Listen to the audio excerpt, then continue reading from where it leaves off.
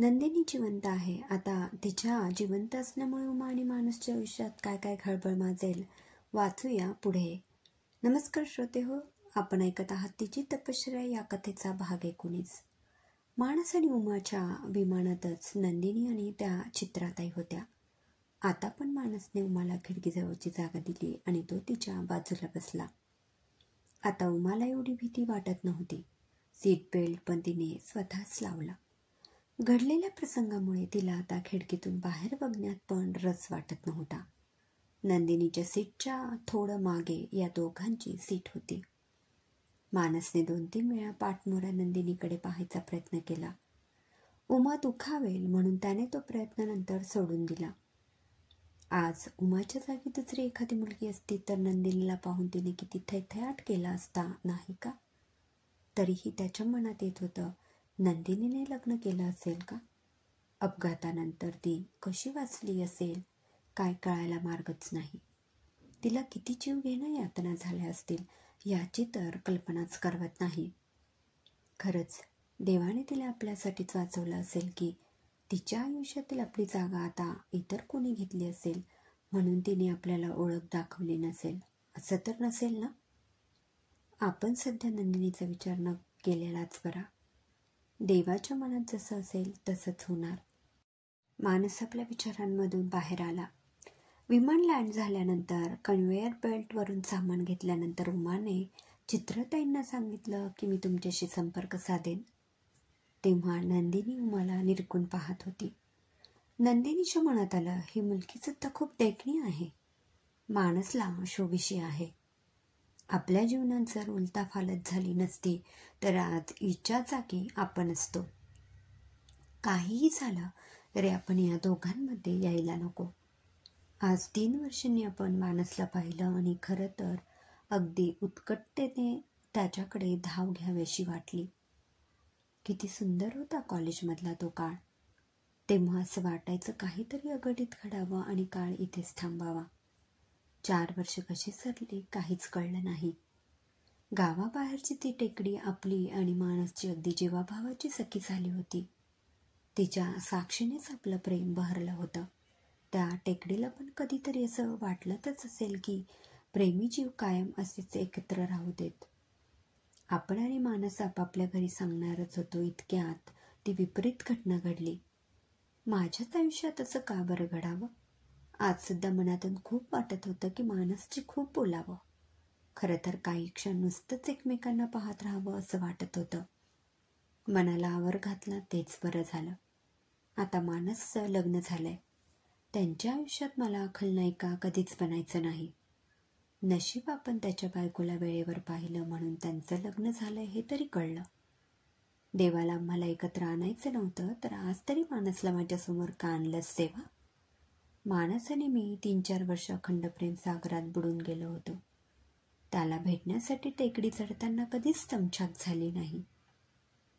नंदिनी आणि चित्राताई 2 दिवस मुंबईला कोणा नातेवाईकांकडे राहणार होत्या आणि मग साताऱ्याला जाणार होत्या. उमा आणि मानस आपल्या घराच्या दिशेने निघाले. शकुंतलाताई दोघांची वाट पाहत लॉनवर बसल्या होत्या. मानस आणि उमाची गाडी दिसल्यानंतर त्या लगेच आनंदित झाल्या आणि उठून त्यांना सामोऱ्या गेल्या. या या, दोघांचेही स्वागत आहे. काश्मीर की कली, उमा कशी आहेस? मानस, प्रवासात काही त्रास झाला नाही ना? नाही आई, प्रवास खूप छान झाला. आमची काश्मीर ट्रीप खूप सुंदर झाली. आई, मी तर अगदी जीवाचं काश्मीर करून घेतलं. खरं तर तिथून परतावं असं वाटतच नव्हतं, पण तुम्ही इथे आमच्या वाटेकडे डोळे लावून बसला होतात म्हणून आलो. तिथला निसर्ग जीवाला अगदी वेड लावण्यासारखाच आहे. आपल्या देशातच इतकी सुंदर सुंदर रमणीय पर्यटन स्थळं आहेत तरी पण लोकांना परदेशात जाण्याचे वेड का बरं असतं?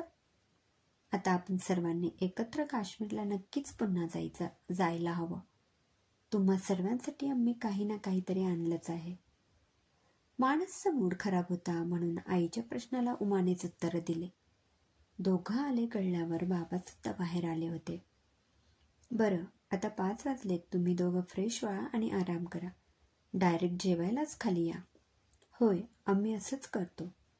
मानस, तू काय मौन व्रत धारण केलंस? तू काहीच बोलत नाहीस? उमा आपली उत्तरं देते. अगं नाही आई, थोडं थकल्यासारखं झालंय म्हणून तुला असं वाटत असेल. आम्ही येतो नंतर खाली. शंकर दादाने त्यांच्या बॅग्स त्यांच्या रूममध्ये नेऊन ठेवल्या.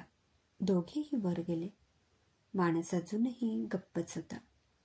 अहो, तुम्ही असे गप्प गप्प राहू नका, नेहमीसारखे नॉर्मल राहा, नाहीतर आई बाबांना संशय येईल की तुमचं काहीतरी बिनसलं आहे. अगं उमा, मी नंदिनीबद्दलच विचार करत आहे. तू म्हणतेस ती नंदिनीच होती, पण मग तिने मला का ओळख दाखवली नाही? मला ते कारण जाणून घ्यायचं आहे. हे बघा, त्यांच्याबरोबर त्या चित्राताई होत्या, त्यांना मी माझा फोन नंबर दिला आहे आणि त्यांचा सुद्धा घेतला आहे. त्या मला संपर्क करणार आहेत. नंदिनीसाठी त्या खूपच जवळच्या आहेत, अगदी मैत्रीण बहिणीसारख्या, असं त्या म्हणाल्या. त्यांना तुमच्याबद्दल आणि नंदिनीबद्दल सारं काही माहीत आहे. त्यांनी जर फोन नाही केला तर मी त्यांना फोन करेल. नंतर आपण एखाद्या शनिवार रविवारी साताऱ्याला जाऊया. या सर्व प्रश्नांचा आपल्याला तिकडेच उलगडा होईल. आता या बाबतीत मीच पुढाकार घेऊन तुमची आणि नंदिनीची भेट नक्कीच घालून देईन. मला पण मनापासून वाटते की तुम्ही आणि नंदिनीताईंनी पुन्हा एकत्र यावं. अगं ते तर काळच ठरवेल. आता मला तिच्याबद्दल खूप जाणून घ्यायचं आहे. इतका मोठा अपघात झाला, तिनेही एवढी 2-3 वर्ष कशी काढली ते आपल्याला कळायला हवं.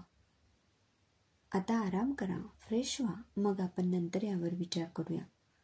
बरं, तुम्ही अगदी उद्यापासूनच फॅक्टरीत जाणार की अजून 1-2 दिवस आराम कराल? नाही, फॅक्टरीत मला जायलाच हवं. काम पण खूप आहेत आणि शिवाय मन पण थोडं डायव्हर्ट होईल. हो, तेही खरंच. दोघांनी आराम करायचं ठरवलं. माणस पलंगावर थोडा आडवा झाला. उमा गॅलरीत खुर्ची टाकून बसली. बाहेरचं निसर्ग सौंदर्य पाहत ती विचार करत होती की नंदिनीचं लग्न झालं असेल म्हणून तिने मानसला ओळख नाही दाखवली की आणखी काही कारण असेल. समजा जर तिचं लग्न झालं नसेल आणि ती परत मानसच्या जीवनात आली तर आपण काय करणार? आपल्या मनावर तर खूप मोठा आघात होईलच, शिवाय आपल्या आईबाबांच्या जीवनात सुद्धा किती खळबळ माजेल. आज त्या दोघांना अगदी कृतकृत्य झाल्यासारखं वाटतंय. मी अगदी उदात्त हेतूने त्यांना दोघांना एकत्र आणायचा प्रयत्न करेन असं बोलले खरी, पण आपल्याला ते नक्की जमेल का, किंबहुना मला ते रुचेल का? मानस बरोबरच्या इतक्या कमी सहवासात देखील आपल्याला मानस बरोबर कायम राहावं असंच वाटतंय. माझा विचार योग्य आहे का मी स्वार्थीपणे विचार करते? नक्की काय होईल पुढे? सर्व अधांतरितच आहे. सर्व आलबेल असताना आता हे उभे राहिलेले नवीन आव्हान उमा कशी पेलेल पाहूया पुढील भागात. क्रमशः. लेखिका सीमा गंगाधरे. श्रोते हो, कसा वाटला कथेचा हा भाग कमेंटमध्ये नक्की कळवा. पुन्हा भेटूया कथेच्या पुढील भागात. तोपर्यंत कथा ऐकत रहा. धन्यवाद.